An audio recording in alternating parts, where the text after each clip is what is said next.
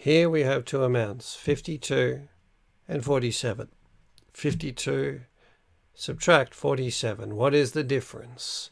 Here I will show you how to find the difference, which is the answer, and how we can use a counting on strategy and why it makes sense to use it to find the difference. First of all, let's model our amounts.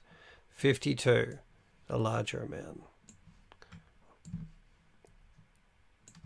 47, the lesser amount.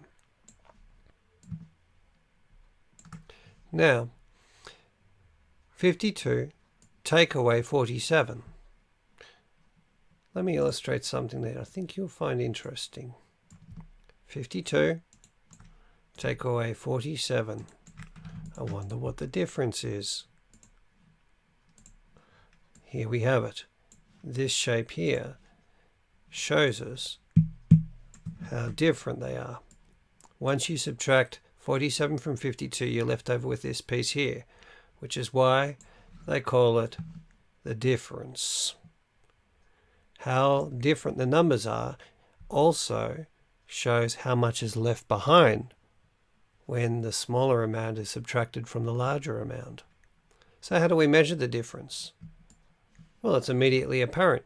You can simply count on from 47 to 52. 47, 48, 49, 50, 51, 52. I mean, you can even use your fingers to count this. It's really that simple. We have 5 here, if you can see it against my hand.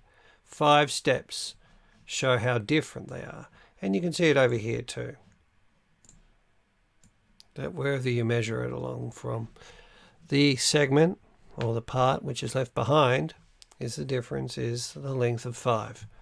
So we can safely say that counting on will also measure the difference between two numbers and tell you how much is left behind once you subtract the smaller amount from the larger amount.